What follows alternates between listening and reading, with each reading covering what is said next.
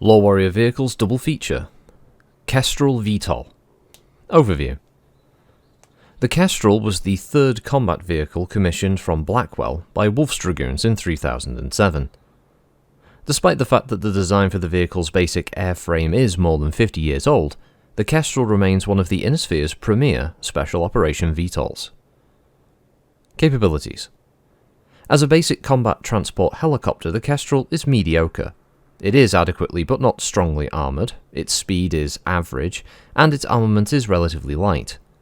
In addition, its cargo capacity is oversized for a squad and undersized for a platoon.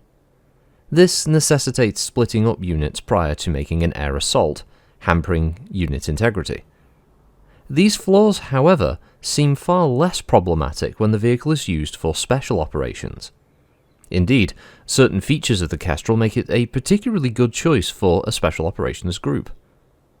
The Kestrel's main rotor is made up of 5 thin blades, and when running, these make a high-pitched, fan-like whispering sound rather than the traditional whop sound of 4-bladed rotors.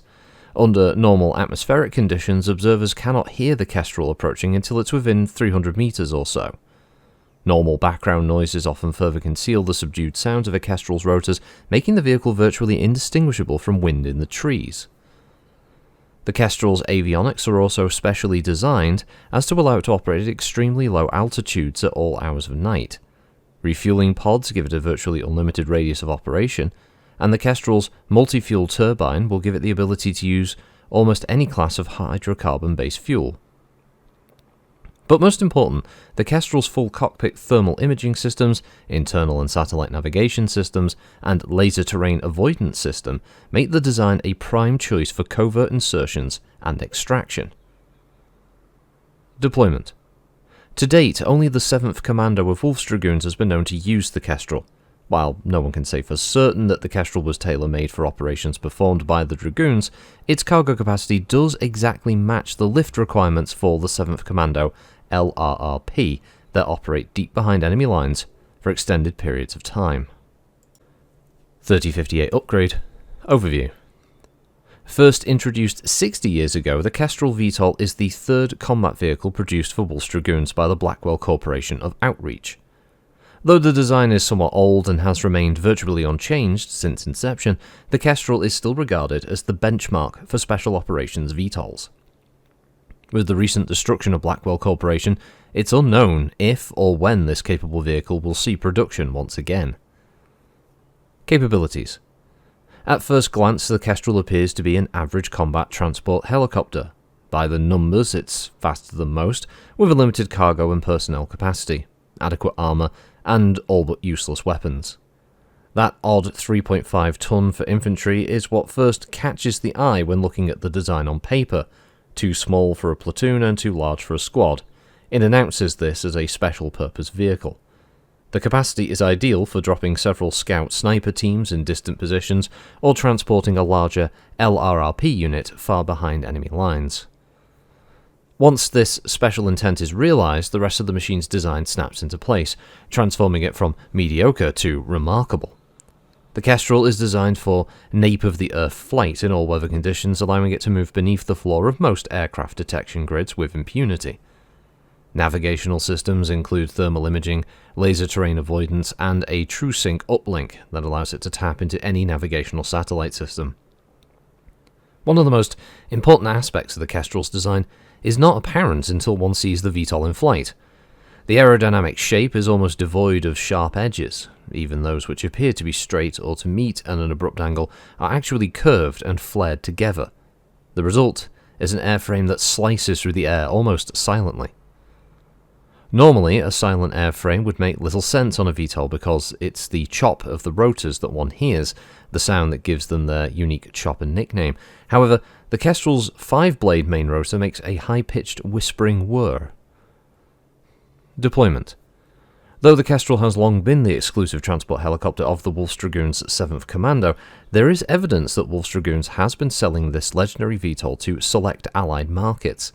The Federated Sun's Mi-6 Rabid Foxes special forces are known to field several of these, and there have been sightings by reliable sources among various commands friendly to the Fed Suns and the Dragoons. This, combined with the fact that in 6 decades of deployment, many VTOLs have fallen into enemy hands, means the Kestrel has seen service, and has been seen in service, in virtually every theatre of the inner sphere. Variants. Though officially Blackwell offers no variants to their tried and true design, Kestrels with different configurations have been observed in operation. While some of these are evidently field modifications, the fit and finish of some indicates that they are factory products. One of these presumed factory variants is an unarmed medevac chopper. The only long-range recording of this specialised VTOL, made during a rabid Fox hostage extraction on an undisclosed world which may or may not be in Capellan space, is grainy, but images of wounded being loaded seem to show a well-equipped ambulance capable of handling perhaps a squad of critical need patients. This would only be possible if weapon systems had been shed to free up lift capacity and space. Other variants, apparent field upgrades in the hands of units other than the Wolf's Dragoon, seem to be attempts to overcome its anemic weapons load. Both machine guns removed in all of the observed models, replaced variously by paired small lasers, a single medium, or an SRM-2. Since the heat sinks and power amplifiers or ammunition these weapon systems require would rob the Kestrel of most of its cargo and personnel capacity, these modifications essentially turn an excellent special ops transport into a mediocre gunship. Notable crews. Due to the nature of the missions for which the Kestrel is designed, it isn't surprising that there are no widely disseminated accounts of exceptional crews and its exploits. With the exception of rare recordings such as the one of the MI6 mission cited above, there is almost no hard evidence the Kestrel ever sees action. However, whenever Wolf's Dragoon's commandos do appear behind enemy lines, or deep recon scouts locate hidden emplacements, or hostages are covertly rescued from pirate strongholds, it's generally assumed Kestrels were involved. The only ground-level images extant of the supposed crash site of the Star League expedition on Celano were reputedly taken by MI5 Stealthy Fox agents, using Kestrels to move about the Turian world undetected. So the Kestrel is a 25-ton VTOL with a power plant of 160 internal combustion, has a cruise speed of 130 kph, a flank speed of 194 kph, protected by Protec 4. Its armament is 2 Blackwell B-75 machine guns, manufactured by Blackwell Corporation on Outreach.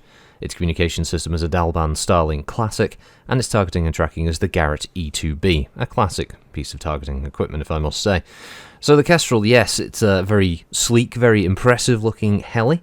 It has a cruise of 12 on the table and a flank of 18, so yeah, relatively fast. It has front armour of 8, sides armour of 5, rear armour of 4, and 2 on the rotors. Its twin machine guns are obviously mounted in the front with 100 rounds of firing, but you're really unlikely to be using this. This is the kind of cool little vehicle that kind of fleshes it out, expands a bit of the universe. It's nice to see. These kind of vehicles, they're not the kind of thing, obviously, that if you're building a force for a battle on a table, you're really going to use it, but it is an interesting little GM's tool to be able to insert the player group if it's MechWarrior RPG, for instance, a vehicle that can be used as a means for something that's going to pick up a high-value asset that the players may have obtained, or maybe you yourselves are attacking a location where you know one is located and you're trying to steal it for some future operation further down the line. There's quite a few little narrative hooks that you can use with this VTOL, and it's pretty cool for that reason alone. I'm not sure what everyone else will think about this, personally, or if anyone has had any stories of how they've used Kestrels in the past.